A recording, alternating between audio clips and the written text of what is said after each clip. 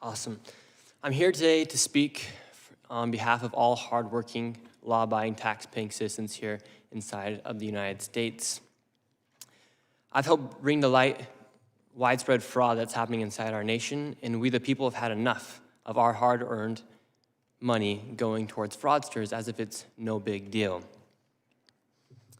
As I speak here, I want to ask everyone a question. How much do we trust when we pay our taxes it's going to benefit our nation? People erupted during the Boston Tea Party over just a few percentages as they believed they were being taxed without representation. Nowadays, we have the representation, but do we trust our representatives? My name is Shirley, and I made a 41-minute video that I posted on platforms like X and YouTube. My video received over 100 million views, and it created instant change within our government. As the federal government launched investigations in departments such as Health and Human Services froze over $185 million in child care funding until businesses can prove they are legitimate businesses. I actually became aware of the fraud that was happening in Minnesota in June of 2025 as I was there for a separate video in Minnesota and started reaching out to me, asking me if I was making a video on the fraud. I said, well, what fraud?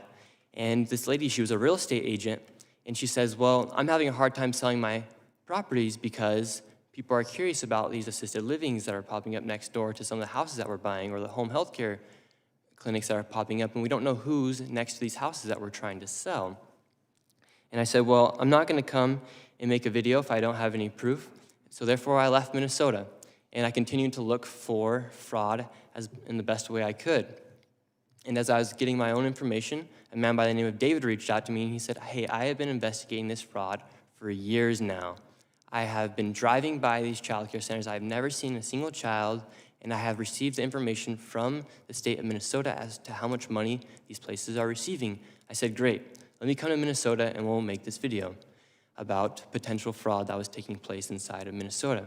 We go to a daycare, and I'm instantly surprised by what we see. We arrived, and it was an industrialized building, and there was 2 daycares registered at that building. And the first thing I noticed is all the windows are blacked out, and there's no footprints in the snow of any children. There's no playgrounds or anything that would make it look like it's a child care. But above me, a sign read, open 7 a.m. to 10 p.m.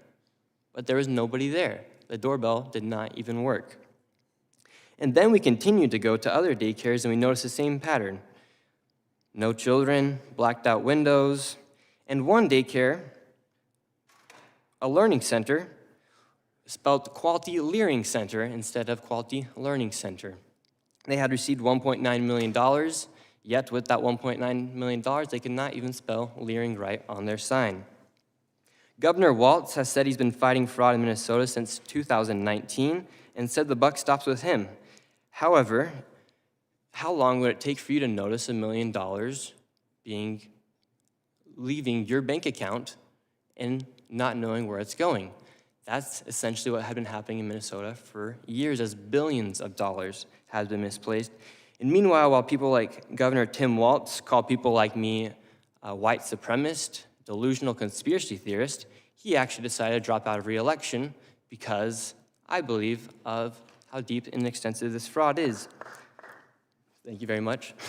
Since my reporting, the HHS department froze over $185 million, and to this day, not a single business has been able to prove proof of legitimacy. How fast would you be proving that you are a legitimate business if you have children to actually feed and to take care of? You'd be sending in that paperwork instantly. I made this video to document the widespread fraud that has been taking place, as I truly believe all fraud is bad, and people like me, my generation, we're sick of seeing tax dollars go towards fraud.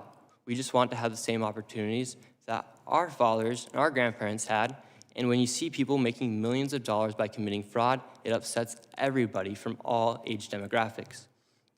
And so I hope today we can have a good conversation, and I think we can all agree that fraud is bad, and that fraud is fraud, and I wish the best for our country, and I think that's what needs to be happening is to crack down on all forms of fraud. So thank you for having me, and God bless the USA.